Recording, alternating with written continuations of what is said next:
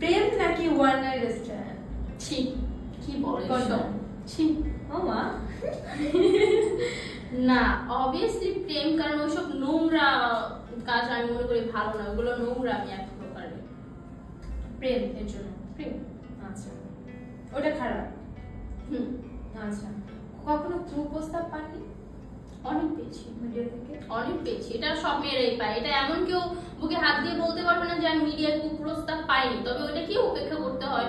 আবার আমি আগে রেগে যেতাম, আগে গালাগালি করতাম, কিন্তু এখন আর ওই গালাগালিটা করি না। কেন করি না? কারণ দিন শেষে আমরা সবাই এক, আমাদের মিডিয়ায় কাজ করতে হবে, তো এই জন্য গালাগালিটা আর করি না। প্রস্তাবগুলোকে কি করেছেন, সাইড করে দিয়েছেন?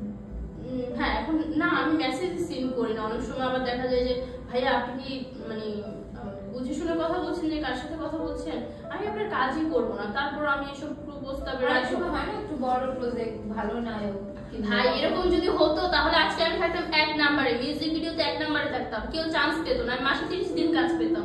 বাট এখন কি হয় জানো, যে আমাকে বিয়ের কি বলে মিউজিক ভিডিওর প্রস্তাব দেয়, বাট ওই ব্যাটে বলে মিলে না, দেখে দেখি যে ওই প্রজেক্টটা অন্য নায়িকারা করছে। তার মানে আমি তখন কি শিওর হয়ে যাই জানো, তার মানে তার মানে ওরা হ্যাঁ, তার মানে ওরা